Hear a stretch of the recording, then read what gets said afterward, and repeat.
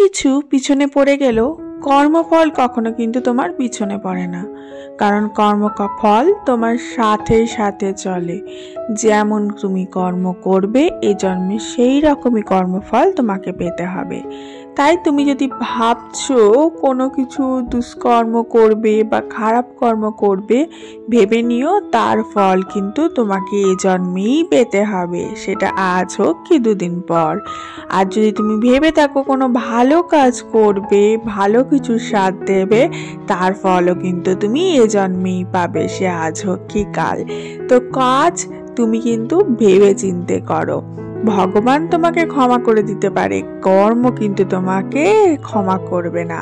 কর্ম তোমার সাথে সব সময় একদম পিছনে পড়ে থাকবে।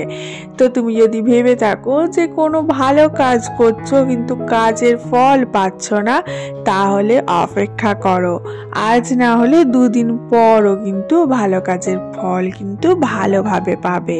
Hello everyone, this is Ivy, welcome back to my channel ইসাস ডায়েরিজ এর একটা নতুন সন্ধ্যায় তোমাদের সকলকে ওয়ার্ম ওয়েলকাম জানাই। জানো তো, আমরা সবসময় ভাবি যে আমরা এত ভালো কাজ করছি কিন্তু ঠাকুর আমাদের দেখতেই পাচ্ছে না, কিন্তু সেটা নয়। আমাদের কর্ম ঠিক দেখতে পায়, ঈশ্বর ঠিক দেখতে পায়। সুতরাং আমরা যদি ভালো কাজ করি, ভালো কিছুর সাথে থাকি, ভালো কিছু ভাবি, তার ফল আমরা ঠিক ভালোভাবেই ফেরত পাবো। এবং যদি কিছু মনে হয় যে আমরা জীবনে এটা পাচ্ছি না বা অ্যাচিভ করতে পারছি না, জেনে রাখবে সেই জিনিসটা তোমার জন্য নয় বলেই ঈশ্বর তোমাকে দিচ্ছে না, বা হয়তো ঈশ্বরের এটা বিশ্বাস আছে সেই জিনিসটা তুমি নিজেই নিজের জন্য অ্যাচিভ করতে পারবে একদিন, তার জন্য ঈশ্বর নিজে থেকে কিছু দিচ্ছে না। তো সমস্ত কিছুর ওপর বিশ্বাস রাখাটাই হচ্ছে আমাদের প্রধান কর্ম।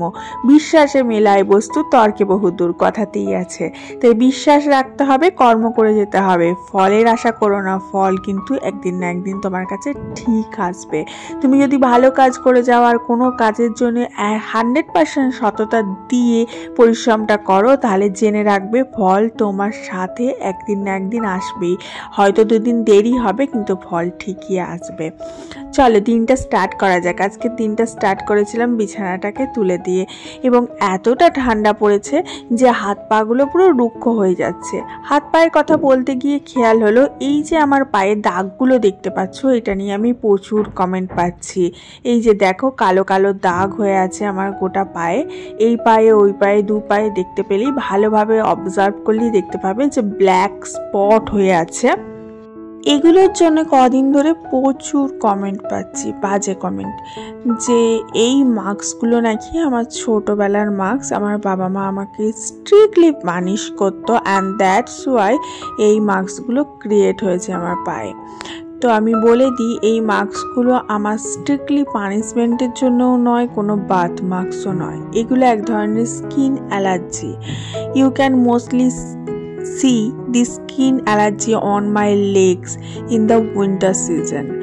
This is because of my cold allergy, and this is not punishment marks, and this is not birth mark.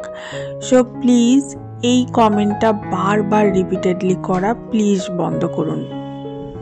And most important কথা, কমেন্টের মধ্যে আমাকে যে যা বলছেন বলুন, দ্যাটস ওকে, বাট বাবা মাকে টানবেন না please. Don't drag my parents in my comment section please. And আমার পায়ের মধ্যে এই মার্কসগুলো আগের উইন্টার সিজনেও ছিল। আগের উইন্টার সিজনের ব্লগগুলো যারা দেখতো তারা জানে যে আমি এটার জন্য অনেক ডাক্তার দেখিয়েছি, বাট এটার জন্য আমি কোনোভাবেই কিওর করতে পারিনি। এটার একমাত্র কিওরেবল হচ্ছে আমাকে মোজা পরে থাকতে হয়। তার জন্য উইন্টার সিজনে নিজের পায়ের হাতের আমি যথেষ্ট যত্ন রাখি। চেষ্টা করি সকালবেলা উঠেই একবারে ময়েশ্চারাইজার অ্যাপ্লাই করতে। আর আমাকে অনেকেই কমেন্ট করেছে যে প্রত্যেকটা কমেন্ট তো ক্রপ করে করে দেওয়া সম্ভব নয়, তবুও যতটুকু দেওয়া সম্ভব আমি দিই। তো যে আমার পা খুব ওয়েল মেনটেন, তো ওয়েল মেনটেন এইভাবেই রাখি আমি জিনিসটাকে।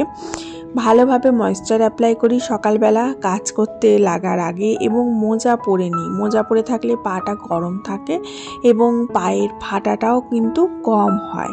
আর এই যে ময়েশ্চারাইজার অ্যাপ্লাই করছি তার ফলে পায়ের ফাটাটাগুলো কমে যায় এবং পাটা খুব সুন্দর স্মুথ আর ক্লিন আর সফট থাকে, যেটা আপনারা কমেন্ট করেন যে তোমার পাটা ভীষণ সফট, ভীষণ ক্লিন, এটার জন্যই কিন্তু থাকে। বাই দ্য ওয়ে, প্লিজ ভিডিওটা কিন্তু একটু লাইক করে দিতে কিন্তু ভুলো না, মনে করিয়ে দিচ্ছি মাঝখানে। আর ভিডিওটা কিন্তু প্লিজ একটু শেয়ার করে দিও বন্ধু বান্ধবের সাথে। আর যারা এখনও চ্যানেলটা সাবস্ক্রাইব করোনি, সাবস্ক্রাইব করে কিন্তু পাশে থাকো, এগুলো একটা ছোট্ট অনুরোধ।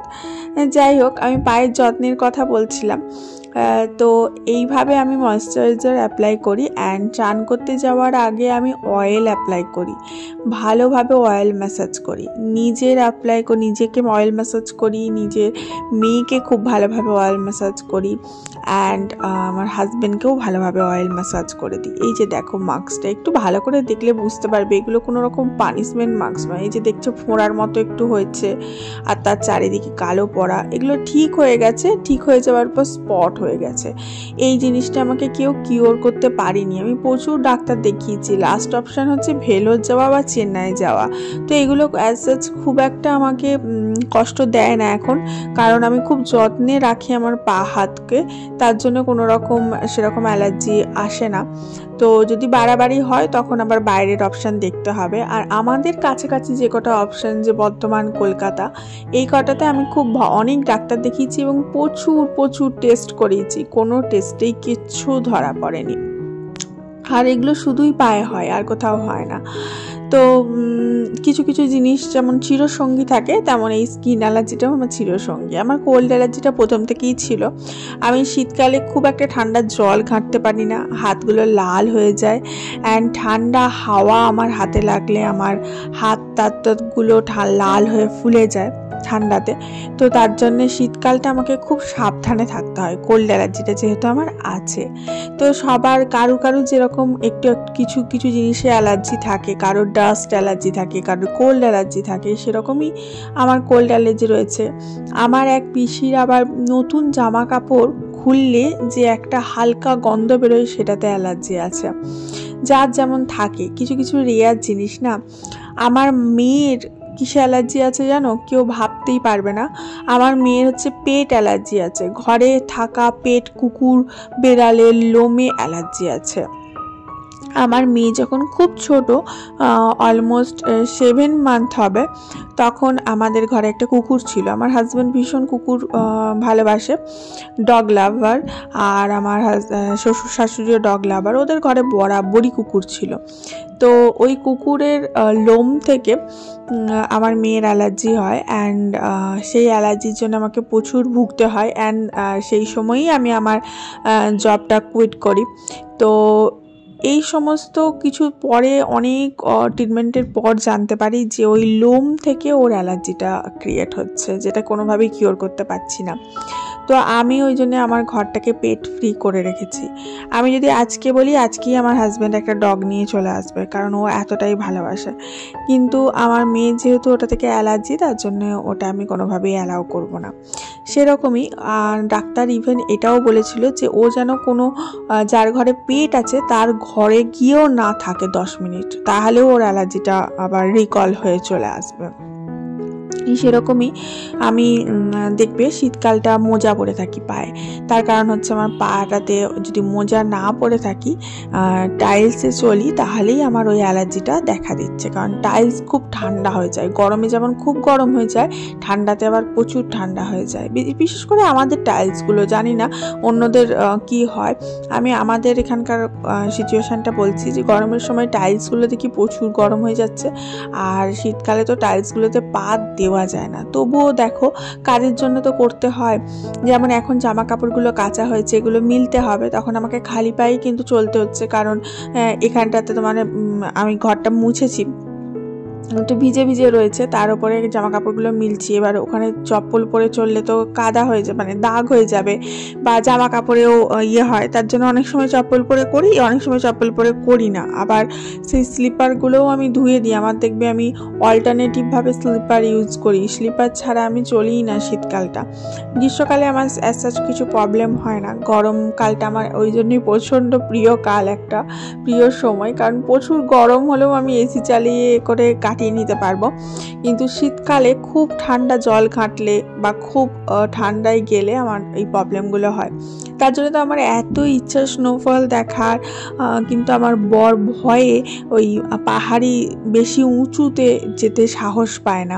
আমরা এত কালিম্পং ঘুরি, কালিম্পংয়ের লাভা এই সমস্ত সাইডগুলো উত্তরবঙ্গে এত ঘুরি, কিন্তু ওর বেশি উচ্চতায় যেতে চায় না। এই জন্যই যেতে চায় না যে কি যে বাড়াবাড়ি হবে, আর ওপরে গিয়ে যদি সেরকম বাড়াবাড়ি হয় তখন ডক্টরও পাবে না। তো সেই জন্যে বিচ সাইডই যেতে বেশি প্রেফার করে, এইটাই একটা রিজন। কিন্তু যেতে ইচ্ছা করে, যাই হোক, সে পরে দেখা যাবে, সেসব কথা আর বাদই দিলাম। আমি শুধু একটা জিনিস ভেবেই অবাক হলাম যে কমেন্টগুলো যারা করছে তারা এটা কি করে ভাবছে যে ছোটোবেলায় পায়ে মার খাওয়ার দাগ এখনও বড় বয়স অবধি থাকবে, যেখানে আমি আমার প্রত্যেকটা শরীরের প্রত্যেকটা অঙ্গ প্রত্যঙ্গের এত যত্ন নিই, এত কেয়ারে রাখি। হ্যাঁ, ইভেন আমি সেগুলো সব সময় শেয়ার করি যে নিজের যত্ন নেওয়াটা সবার আগে প্রেফারেন্স থাকা উচিত মানুষের, যে আমি আমার হাত পা সবার যত্ন নেব। হচ্ছে ওদের সবার খাওয়া হয়ে গেছে, আমি খাবো লাস্টে। এটা হচ্ছে লুচি নিয়েছি, 3 পিস নিয়েছি, বেশি খাবো না। আর বেগুন ভাজা আছে, বেগুন ভাজা দিয়ে এই শীতকালে লুচি বা রুটি খেতে দারুণ ভালো লাগে।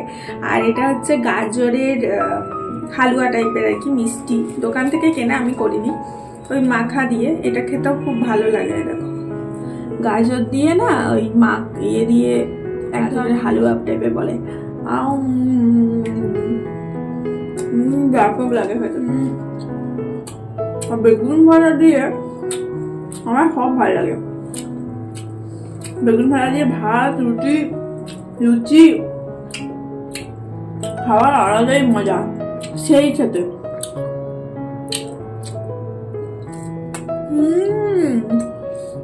আমি আজকে সারা দিনটাই স্পেশাল মেনু ছিল। ব্রেকফাস্টে তোমরা দেখলে, অ্যান্ড লাঞ্চেও ছিল বিশাল স্পেশাল মেনু। পাবদা মাছ ভাজা, মাছের তেল ভাজা, পটল ভাজা, উচ্ছে ভাজা, আর মাছের ঝোল। এটা রুই মাছ ছিল, রুই মাছের ঝোল করেছিলাম, পাতলা ঝোল, বেসিক্যালি মেয়েটার জন্য, মেয়েটা খুব ভালোবাসে পাতলা ঝোল খেতে। তো এটাই হচ্ছে লাঞ্চের মেনু। তো আজকের ভিডিওটা এখানেই শেষ করছি, আশা করি তোমাদের ভালো লাগবে। ভালো লাগলে কিন্তু প্লিজ লাইক, শেয়ার, কমেন্ট করতে কিন্তু ভুলো না। অবশ্যই সাবস্ক্রাইব করে পাশে থেকো। তো তোমরা রাতটা ভালোভাবে এনজয় করো, ঘুমিয়ে দেখা হচ্ছে পরদিন সকালে। ততক্ষণ পর্যন্ত সবাই ভালো থেকো, সুস্থ থেকো, অনেক হ্যাপি থেকো, আর নিজে আর নিজের পরিবারের খেয়াল রেখো। Love you all, by.